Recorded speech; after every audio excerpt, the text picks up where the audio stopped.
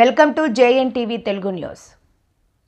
జైలులోని ఖైదీలకు క్షమాభిక్ష విషయంలో కూటమి ప్రభుత్వం సానుకూలంగా ఉందని రాష్ట్ర హోం శాఖ మంత్రి వంకలపూడి అనిత స్పష్టం చేశారు. సోమవారం 8వ రోజు అసెంబ్లీ బడ్జెట్ సమావేశాలు ప్రారంభమయ్యాయి. ఈ సందర్భంగా జైలు సంస్కరణల చట్టం సవరణపై బిల్లును అసెంబ్లీలో హోం మంత్రి అనిత ప్రవేశపెట్టారు. స్వరూపనగర్ చెందిన వారుగా వారిని గుర్తించడం జరిగింది. క్లినికల్ పరీక్షల్లో రక్తంలో యూరియా మరియు సీరం క్రియాటిన్ స్థాయిలు పెరిగినట్లు గమనించడం జరిగింది. ప్రాథమిక ఎపిడమియాలజీ విచారణలో పాలు సేవించడం అనారోగ్యానికి కారణం కావచ్చు అని గుర్తించారు అధ్యక్ష. కోరుకొండ మండలం నర్సాపురం గ్రామంలో వరలక్ష్మి మిల్క్ డైరీ నుండి 106 కుటుంబాలకు పాలు సరఫరా చేయబడినట్లుగా గుర్తించబడింది.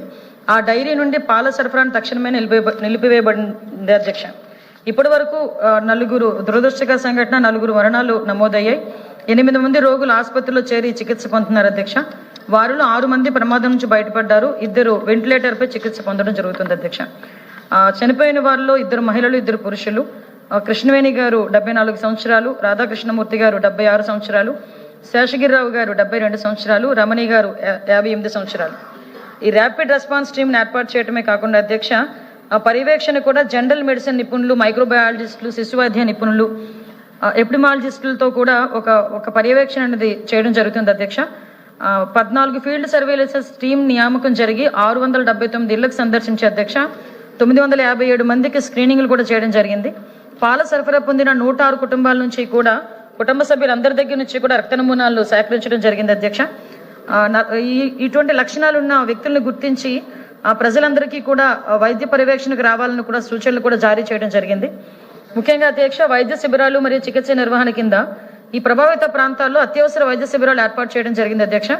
Rajamahendravaram municipal corporation, municipal commission వైద్య శిబిరాలు నోడల్ అధికారిగా నియమించడం జరిగింది.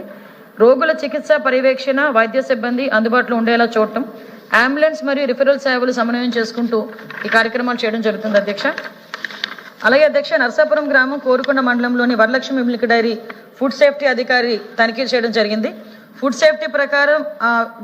సేఫ్టీ చట్టం ప్రకారం విధి విధానాల మేరకు పాల నమూనాలు ప్రతి ఒక్కరికి 500 మిల్లీమీటర్లు ప్రతి ఒక్కరికి కూడా సేకరించడం జరిగింది అధ్యక్ష. ప్రభావిత ఇళ్ల నుండి కూడా పాలు మరియు పెరుగు నమూనాలు తీసుకున్నారు. నమూనాలు పంపిన ప్రదేశాలు state food laboratory Hyderabad, state food laboratory Visakhapatnam, VIMTA labs హైదరాబాద్కు నమూనాలు పంపించడం జరిగింది అధ్యక్ష. ఈ పోలీస్ శాఖకు సంబంధించి తాడి సీతారామయ్య మృతురాలు శ్రీమతి తాడి కృష్ణవేణి కుమారుడు ఇచ్చిన ఫిర్యాదు మేరకు 3 టౌన్ పోలీస్ స్టేషన్లో రాజమహేంద్రవరంలో క్రైమ్ నెంబర్ 90/2026గా కేసు నమోదు చేసి సెక్షన్ 194 BNSS మరియు సెక్షన్ 174 CRPC కింద కేసు కూడా నమోదు చేయడం అయింది అధ్యక్ష. అనుమానిత పాల విక్రేత అద్దాల గణేశ్వరరావు నర్సాపురం గ్రామ నివాసిని పోలీసులు అదుపులోకి తీసుకుని క్లూస్ టీమ్ అండ్ ఫోరెన్సిక్ బృందాల ద్వారా దర్యాప్తు చేస్తున్నారు అధ్యక్ష. పోస్ట్ మార్టం అనంతరం నమూనాలని కూడా ప్రాంతీయ ఫోరెన్సిక్ ల్యాబ్కి పంపించడం జరుగుతుంది అధ్యక్ష.